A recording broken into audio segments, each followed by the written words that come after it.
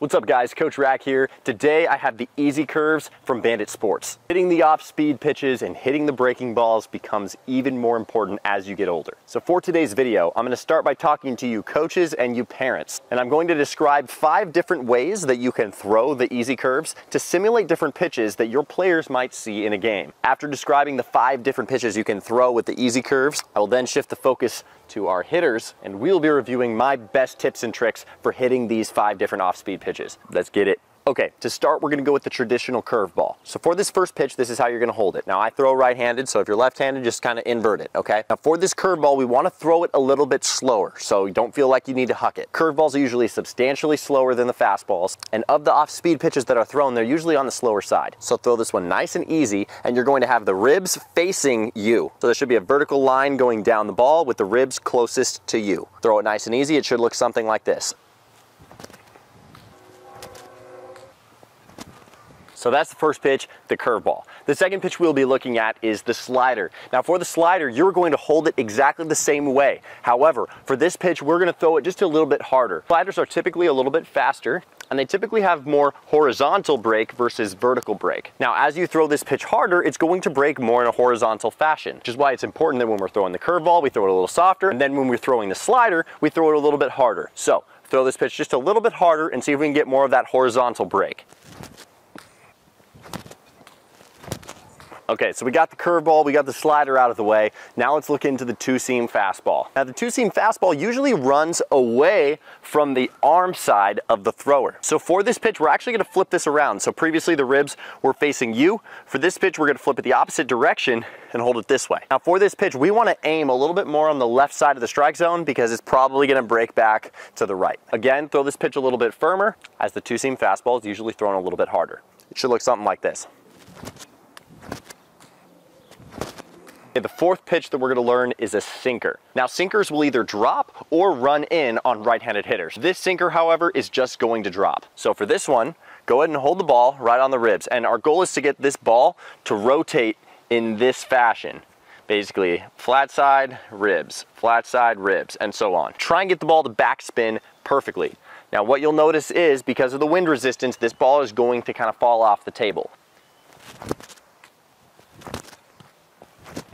Okay, for the fifth and final pitch, this one is a little bit more advanced, so no worries if you can't do this. But if you happen to be able to throw sidearm, we can simulate a very high spin rate fastball. Here's what I mean. When you get to the higher levels, pitchers will have a higher spin rate on their fastballs, meaning it's backspinning heavily, and the ball almost has the appearance of it rising. Now, we can simulate this by throwing sidearm and having these ribs be facing up. Again, this is easier said than done, but if you can throw sidearm, hold the ribs facing the sky, and then throw a fastball right down the middle. This pitch will have the appearance of rising.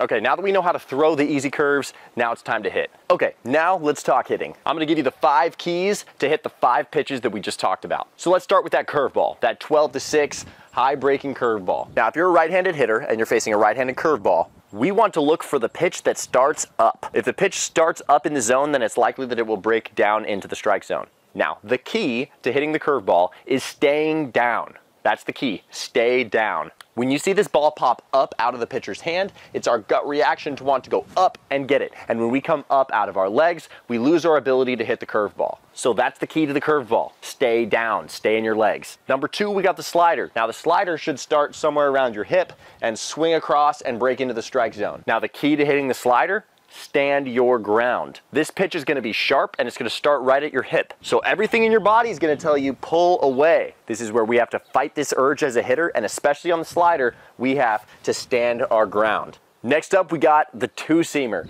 Now, the two-seamer for a right-handed hitter should break actually into them. A right-handed pitcher will have some arm side run, meaning that the ball is going to run in on a right-handed hitter. So when we see the two-seam fastball, it should be our goal as a hitter to stay inside the ball. That's the key, stay inside. Here's what I mean. Set this ball on the tee. If I were to hit the inside of the ball, it would look like taking my barrel here. If I were to hit the outside of the ball, it would be coming around the outside like this. We want to try and hit the inner half of the ball, especially on that two-seam fastball. It's breaking in at us, and we got to make sure we match line with it and drive it the other way. Okay, next up we got the sinker. Now this is a tough one, and this is probably one of the most naturally difficult pitches to hit. When you're getting thrown the sinker, we have to remember to get under the ball. The ball is falling off the table, and so sometimes it's even necessary to aim a ball or two below the ball. So that's the key.